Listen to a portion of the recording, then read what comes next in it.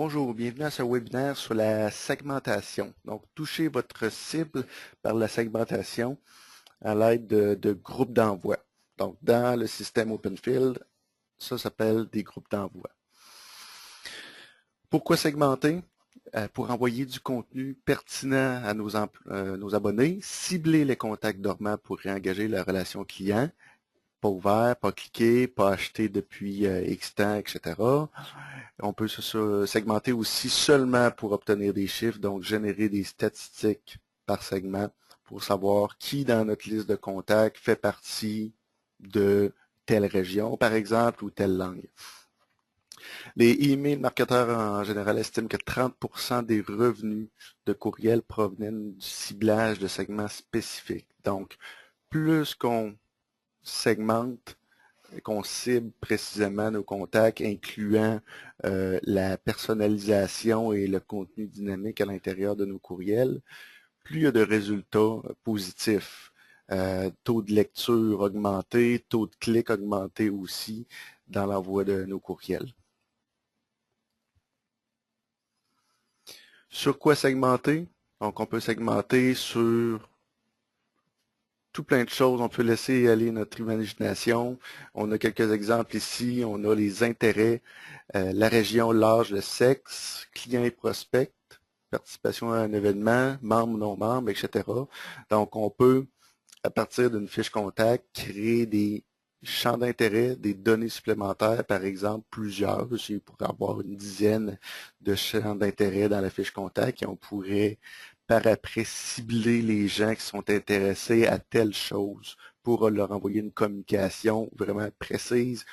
Eux, ils ont dit qu'ils sont intéressés par le ski, par exemple. Donc, on leur envoie une infolettre qui parle de ski, une promotion ou des rabais, des choses comme ça. Il y a autant de possibilités de segmentation que de données dans votre base de données. Donc, au besoin, quand vous travaillez dans un projet, vous pouvez rajouter des champs supplémentaires pour importer des données à l'intérieur pour utiliser pour segmenter par après. Regrouper les données aussi. C'est une bonne idée de regrouper toutes nos données, ne pas avoir plusieurs projets dans le système OpenField, mais plutôt un seul projet que tous nos contacts vont être à l'intérieur. Et c'est à l'aide de groupes de segmentation qu'on va séparer au final nos contacts dans notre projet. Donc, ça permet d'avoir une meilleure vue d'ensemble. Ça permet aussi de faciliter la manipulation des contacts. Au lieu d'aller à plusieurs places dans le système pour gérer nos contacts, on a un seul endroit. Et ça évite la duplication et de la gestion de nos contacts à travers nos projets.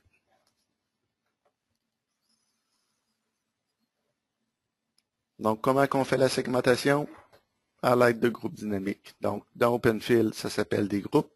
Et puis, les groupes sont dynamiques, c'est-à-dire que dès qu'un contact correspond aux critères du groupe, il va rentrer dans le groupe.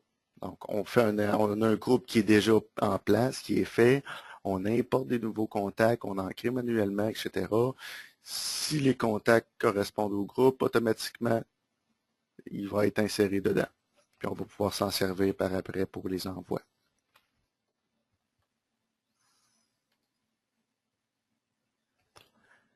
Aperçu des options de création de groupe. Donc, on va le voir. On va rentrer dans la plateforme suite à la présentation ici pour voir concrètement en pratique comment faire un groupe. Donc, sur quoi on peut créer des groupes? Sur la fiche du contact, évidemment, toutes les données de la fiche. C'est là que vous avez le plus de contrôle. Vous créez les champs que vous voulez, vous mettez des données à l'intérieur. Sur les champs administratifs, donc des champs de plus que le système se sert quand vous créez des contacts, entre autres la date de création du contact et les choses comme ça, et de la manière que le contact a été créé dans le système. Ça, c'est les champs administratifs. On peut faire des critères aussi sur les modules de plus que vous avez dans l'application. Donc, on a OpenField Contact, mais on a aussi OpenField Sondage, OpenField Concours, etc. Donc, quand c'est en place, le groupe va permettre de faire des critères sur ces modules-là. On peut faire des critères additifs ou restrictifs. Ça veut dire restrictif avec la clause « et ». Le contact doit correspondre à tous les critères pour rentrer dans notre groupe. Ou le critère « ou » qui permet d'étendre, d'aller chercher plus de contacts avec le contact doit correspondre à un des critères qu'on a mentionnés. Et un groupe va vous permettre aussi même de lancer une campagne à partir des contacts du groupe. Il y a une option pour ça, ou envoyer des messages, lancer une campagne à partir des statistiques de messages ou d'un import. On va aller voir dans le système un exemple. Donc, je suis présentement connecté dans le système. Sous contact, je viens dans la section de création de groupe. C'est à cet endroit-là que vous créez tout ce qui est segment.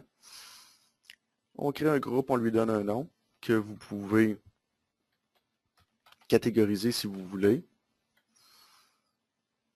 Donc, on peut se créer des catégories envoi, des catégories statistiques, clients, etc.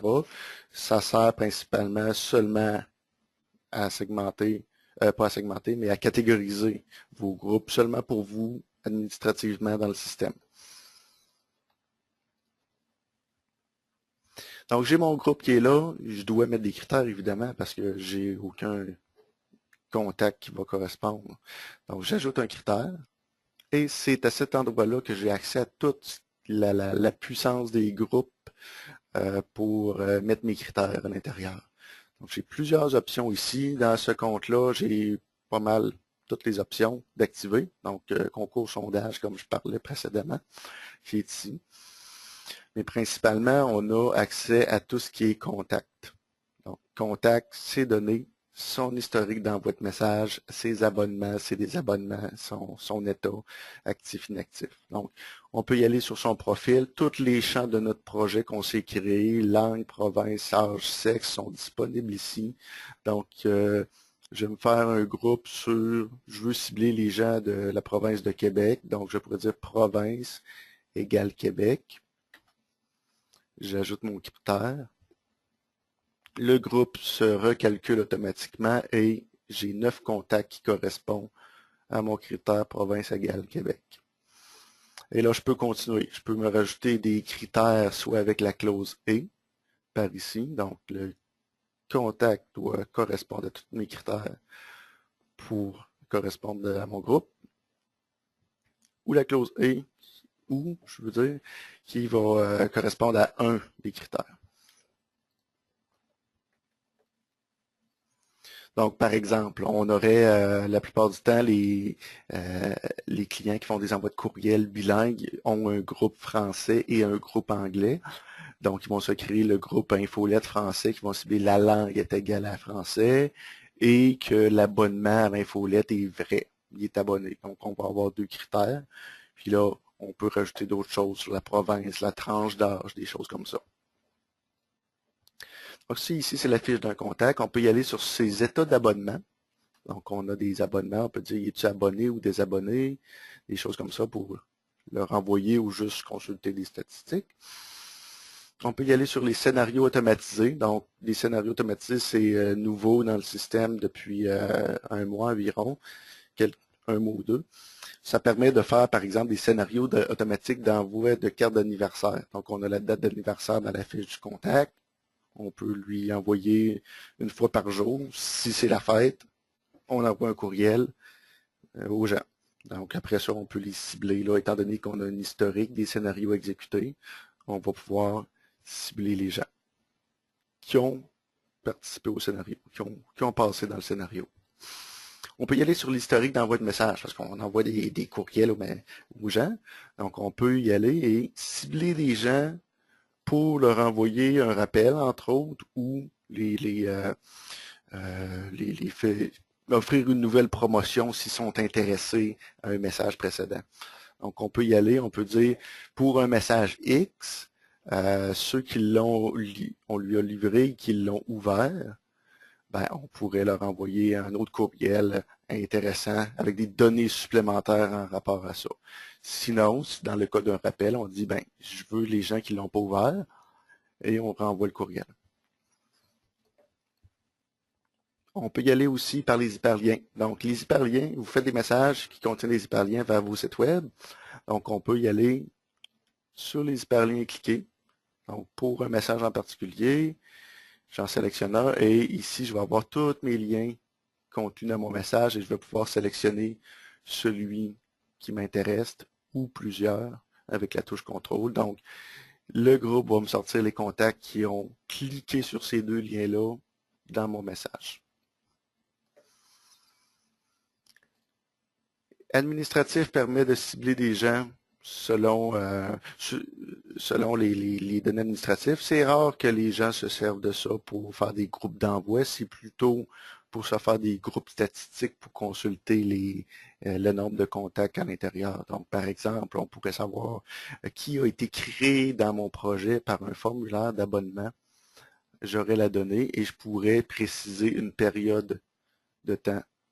Entre telle période, je pourrais sortir les gens. Segment AB, une nouvelle fonctionnalité qui a été mise en place, ça permet de segmenter notre liste à un maximum de 10 segments. Ça veut dire que, disons que j'ai 20 000 contacts et que je décide de segmenter en 3 cette liste-là, donc ça va un tiers, ça va me cibler ici mon premier segment. Donc ce groupe-là, je sépare mes contacts en 3 et je cible le premier segment. Et là, je pourrais me créer un deuxième groupe et un troisième groupe, mais ça va être le deuxième et le troisième segment. Ça permet de segmenter notre liste, mais que les contacts du segment soient toujours dans le même segment. Ça ne serait pas aléatoire, là, les contacts ne changeraient pas de segment dans nos envois de courriel. Le but de ça est de faire des tests d'envoi de courriel, donc surtout des tests de livraison dans la journée. C'est quand ça marche le plus, mes envois de courriel, le matin, le soir, la fin de semaine, des choses comme ça. Donc, il y a un client qui avait besoin de cette fonctionnalité-là qu'on a rajoutée pour tout le monde. Ce client-là voulait justement tester les moments d'envoi et que les contacts soient toujours les mêmes pour que ces statistiques soient plus fiables. C'est une fonctionnalité un petit peu avancée, il y a juste quelques clients qui s'en servent. Ensuite, on a une option nouvelle aussi, le dernier appareil mobile ou tablette utilisé par le contact. Donc, on envoie des courriels, les gens l'ouvrent et on détecte l'ouverture si ça a été fait sur un ordinateur, une tablette ou un téléphone intelligent. Donc, on peut cibler de cette manière-là. Pour l'instant, on a Apple, Android, Windows, BlackBerry, c'est pas mal ceux utilisés. Et puis, on peut dire, bon, type d'appareil mobile Apple. Ça me sortirait les gens que leur dernière ouverture de courriel a été faite sur Apple Mobile. Et cette donnée-là aussi se reflète quand on ouvre un contact qui a fait la dernière ouverture sur mobile ou tablette.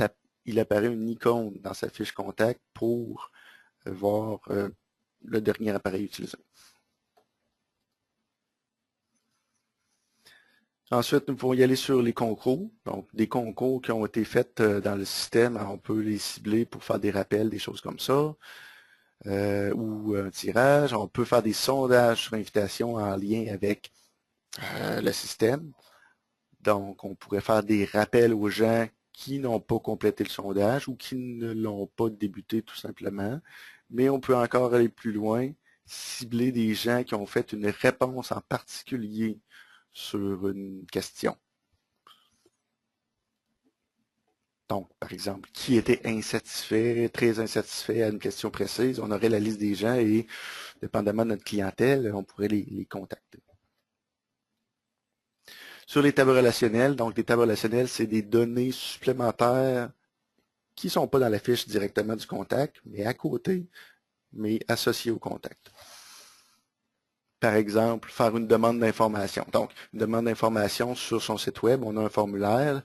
La donnée, dans le fond, va être enregistrée dans la table relationnelle associée au contact. Donc, au lieu d'avoir les données directement dans la fiche contact, parce que le contact pourrait faire plusieurs demandes d'informations, on ne veut pas tout mettre ça dans sa fiche.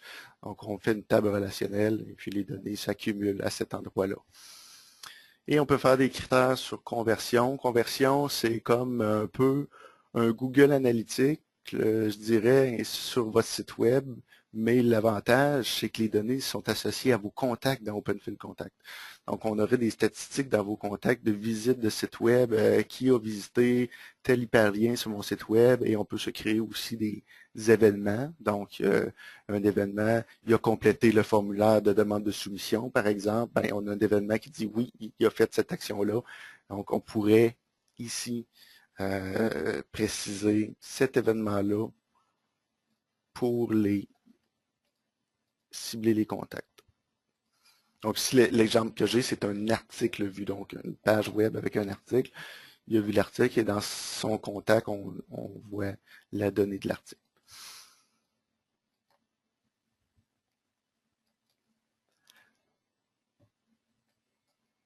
Une fois que les critères sont mis, le groupe se rafraîchit automatiquement, on a nos contacts et on peut les consulter avec la loupe. Donc, on clique sur la loupe, la liste de nos contacts apparaît, 9 contacts, je peux décider de les exporter en fichier Excel ou de lancer directement une campagne à partir d'ici à ces contacts-là. Donc, la campagne va contenir les contacts, on choisit les messages qu'on envoie et on les envoie.